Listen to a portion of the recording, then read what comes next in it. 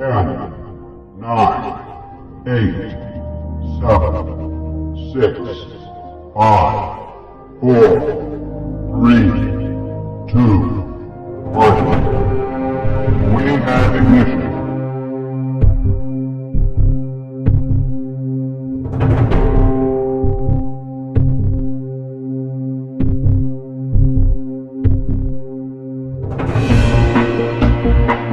Indian Space Research Organisation ISRO भारतीय अंतरिक्ष अनुसंधान संगठन दुनिया की जानी मानी स्पेस एजेंसीज में से एक है। इसरो का अभी तक का सफर रोमांचक और मुश्किलों से भरा रहा है। इसरो दुनिया की पहली ऐसी ऑर्गेनाइजेशन है जिसने अपने पहले ही अटेम्प्ट में मंगल ग्रह के लिए सफल छलांग लगाई, वो भी कम बजट के साथ। मंगल ग्रह पर पहुंचने के बाद इसरो दुनिया की चौथी स्पेस एजेंसी बन गई। रोस्कोसमोस, नासा और यूरोपियन स्पेस एजेंसी के बाद इसरो मंगल ग्रह पर पहुंचा। 22 अक्टूबर 2008 को इसरो ने चंद्रयान प्रोग्राम के पहले लूनर प्रोब को लॉन्च किया, जिसका नाम था चंद्रयान 1। चंद्रयान 1 को श्रीहरिकोटा में मौजूद सतीश धवन स्पेस सेंटर से PSLV XL रॉकेट से लॉन्च किया गया। चंद्रयान 1 के लॉन्च के साथ ही इसरो ने दुनिया में एक नई पहचान बनाई और चंद्रमा की ओर अपनी पहली छलांग लगाई। चंद्रयान 1 दो हिस्सों से मिलकर बना था, एक था लूनर ऑर्बिटर और दूसरा इम्पैक्टर। चंद्रयान 1 पूरी तरह से स्वदेशी तकनीक से बना था।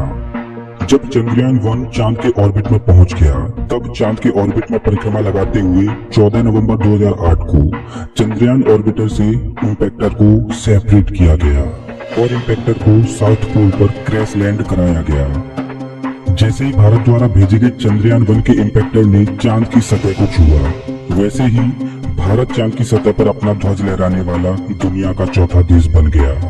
जब इम्पैक्टर चांद की सतह से टकराया, तब वहां पर एक गड्ढा बन गया और मिट्टी निकलकर इधर उधर फैल गई। जब चांद की मिट्टी उछली, तब भारत ने चांद की सतह पर की एक नई खोज। मिट्टी में जमी हुई बर्फ के रूप में पानी मौजूद था और जिस जगह पर इम्पैक्टर के टकराने से गड्ढा बना था, उस गड्ढे को नाम दिया गया जवाहर पॉइंट। चंद्रयान 1 ऑर्बिटर ने 1 साल तक चांद की परिक्रमा की और चंद्रमा के बारे में बेशकीमती जानकारियां पृथ्वी पर भेजी। इसरो के चंद्रयान 1 मिशन की कुल कॉस्ट थी 386 करोड़ रुपए। वैसे तो अनुमान लगाया जा रहा था कि चंद्रयान 1 2 साल तक चंद्रमा के बारे में जानकारी देता रहेगा, लेकिन चंद्रयान 1 में तकनीकी खराबी आने की वजह से 10 महीने 6 दिन बाद यानी 28 अगस्त 2009 रात 8 बजे के बाद सिग्नल भेजना बंद कर दिया और इसरो ने मिशन को ओवर डिक्लेयर कर दिया। चंद्रयान 1 ने 312 दिनों तक काम किया और चंद्रयान 1 से जिन जानकारियों की प्राप्त होने की उम्मीद थी, उसने 95% तक उन जानकारियों को हासिल किया और पृथ्वी पर भेजा। चंद्रयान 1 पूरी तरह से काम करना बंद कर चुका था। इसके करीब 7 साल बाद 2 जुलाई 2016 को ग्राउंड बेस्ड रडार सिस्टम से चंद्रयान 1 को चांद के ऑर्बिट में ढूंढना शुरू कर दिया गया और 3 महीनों की ऑब्जर्वेशन के बाद नासा ने चंद्रयान 1 को चांद की परिक्रमा करते हुए ढूंढ लिया। चंद्रयान 1 भले ही निष्क्रिय हो गया हो, लेकिन ये अभी भी चांद की कक्षा में घूमते हुए भारत को गौरवान्वित कर रहा है। चंद्रयान 1 ने चांद के ऑर्बिट में 3000 चक्कर लगाए और 312 दिनों के अपने कार्यकाल में चांद के सरफेस की 70,000 तस्वीर पृथ्वी पर भेजी, जो कि अपने आप में एक रिकॉर्ड बना, क्योंकि अभी तक चांद की इतनी तस्वीर किसी भी देश की लूनर फ्लाइट ने नहीं ली थी। अभी आप अपनी स्क्रीन पर कुछ तस्वीर देख रहे हो, जिनको चंद्रयान 1 द्वारा लिया गया था।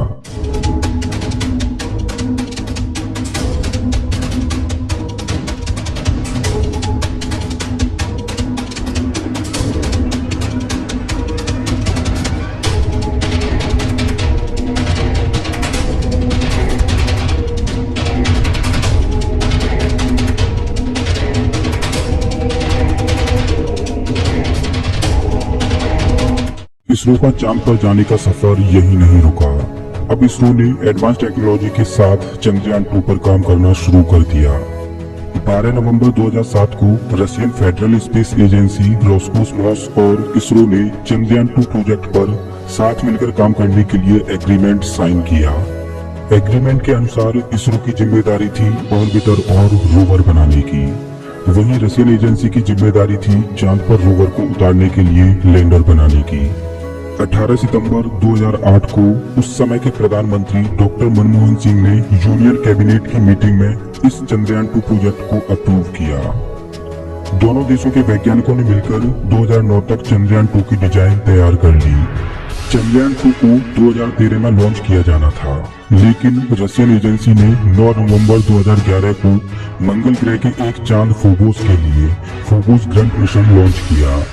लेकिन रशियन रॉकेट सैटेलाइट को मंगल ग्रह तक पहुंचाने से पहले ही पृथ्वी के लो ऑर्बिट में पहुंचते ही जल गई और रशिया का मंगल ग्रह पर पहुंचने का फोबोस ग्रंट मिशन फेल हो गया और इस वजह से रशियन एजेंसी का बजट बिगड़ गया और वो चंद्रयान 2 के लैंडर को समय पर नहीं बना पाई। इस कारणवश 2013 में चंद्रयान 2 की लॉन्चिंग को पोस्टपोन कर दिया गया। अब चंद्रयान 2 की लॉन्चिंग 2016 में होनी थी और 2015 तक रशिया को लैंडर बनाकर देना था, लेकिन रशिया समय पर लैंडर बनाने में फिर से असफल रहा। अब भारत ने रशिया की आस न करते हुए स्वदेशी टेक्नोलॉजी से खुद ही लैंडर बनाने का फैसला किया।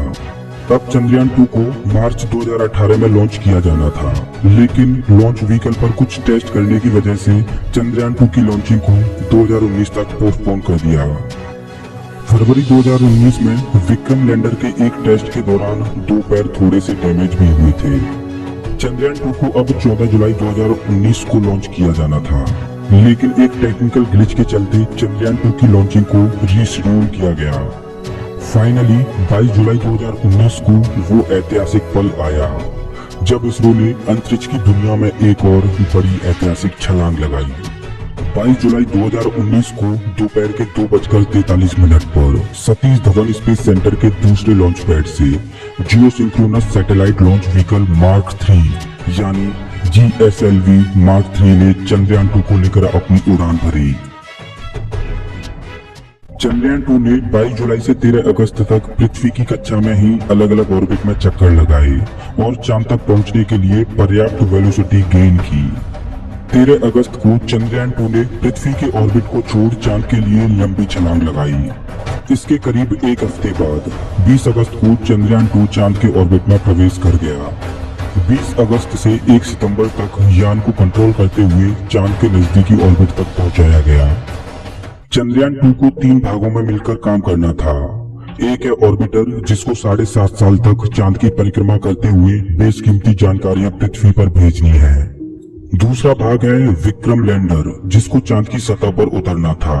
और तीसरा अहम भाग है रोवर प्रज्ञान। प्रज्ञान रोवर इस मिशन का सबसे इम्पोर्टेंट भाग है, क्योंकि विक्रम लैंडर के लैंड होने के बाद प्रज्ञान रोवर का काम शुरू होता और प्रज्ञान रोवर लगातार 14 दिनों तक चांद के दक्षिणी ध्रुव पर घूमता और चांद के नमूनों से मिली जानकारियों को पृथ्वी पर भेजता।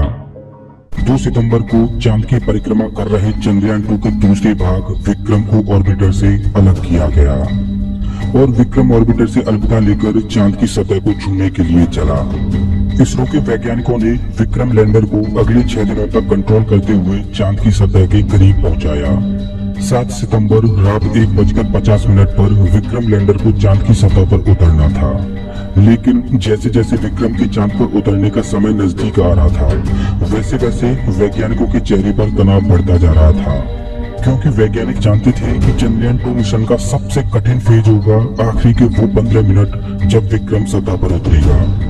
आखिरी के 13 मिनटों तक वैज्ञानिक विक्रम की रफ्तार को कम करते गए। इस बीच विक्रम अपनी निर्धारित ट्रेजेक्टरी से भी भटका था। आखिरी समय में चांद की सतह से 2.1 किलोमीटर ऊपर विक्रम लैंडर में आई तकनीकी खराबी की वजह से उससे कम्युनिकेशन पूरी तरह से टूट गया। जब विक्रम से संपर्क टूटा उस समय विक्रम लैंडर की रफ्तार 210 किलोमीटर प्रति घंटा थी। मतलब ये रफ्तार चांद की सतह पर उतरने के लिए बहुत ज्यादा थी। तो जाहिर है कि जब विक्रम लैंडर चांद की सतह से टकराया होगा तब प्रज्ञान रोवर में लगे उपकरण क्षतिग्रस्त जरूर हुए होंगे। अगले ही दिन चांद के ऑर्बिट में चक्कर लगा रहे ऑर्बिटर ने चांद के साउथ पोल की थर्मल इमेज ली, जिसमें विक्रम लैंडर से रेडिएशन निकल रहा था। तो इस वजह से इसरो ने विक्रम को ढूंढ लिया। इसके करीब 2 दिन बाद आई रिपोर्ट के अनुसार ऑर्बिटर ने हाई रिजोल्यूशन कैमरा से चांद के साउथ पोल की तस्वीर ली, जिसमें विक्रम लैंडर चांद की सतह पर पड़ा हुआ है। वैज्ञानिकों को उम्मीद है कि विक्रम के साथ कोई संपर्क बन पाए। फिलहाल इस वीडियो के पोस्ट होने तक विक्रम के साथ कोई भी संपर्क नहीं हुआ है। आपको बता दें कि चंद्रयान 2 में 13 साइंटिफिक उपकरण लगे हुए हैं, जिनमें 8 उपकरण ऑर्बिटर में हैं, जो अगले 7.5 साल तक काम करता रहेगा, और 5 उपकरण विक्रम के साथ हैं। विक्रम लैंडर में ऑर्बिटर और सीधे पृथ्वी से कम्युनिकेट करने की क्षमता है, लेकिन रोवर प्रज्ञान केवल विक्रम लैंडर से ही कम्युनिकेट कर सकता है। अगर रोवर प्रज्ञान को पृथ्वी से कोई कमांड देनी होगी तो वो पहले विक्रम पर जाएगी, फिर रोवर पर। इसी प्रकार रोवर भी पहले विक्रम पर मैसेज भेजेगा, उसके बाद विक्रम उस मैसेज को पृथ्वी पर फॉरवर्ड करेगा। इसलिए लैंडर विक्रम के साथ संपर्क होना बहुत जरूरी है। कहते हैं कि विज्ञान में असफल नामक शब्द होता ही नहीं। पुरानी गलतियों से सबक लेते जाओ और आगे बढ़ते जाओ। मैं उम्मीद करता हूं कि इसरो चंद्रयान 2 से मिली चुनौतियों को याद रखेगा और अन्य इंटरप्लैनेटरी मिशन में भारत का परचम लहराएगा। दोस्तों, अगर आपको ये वीडियो पसंद आया हो तो लाइक कीजिए और ऐसे ही मजेदार वीडियोज के लिए चैनल को सब्सक्राइब कीजिए, साथ ही बेल आइकन को दबाइए।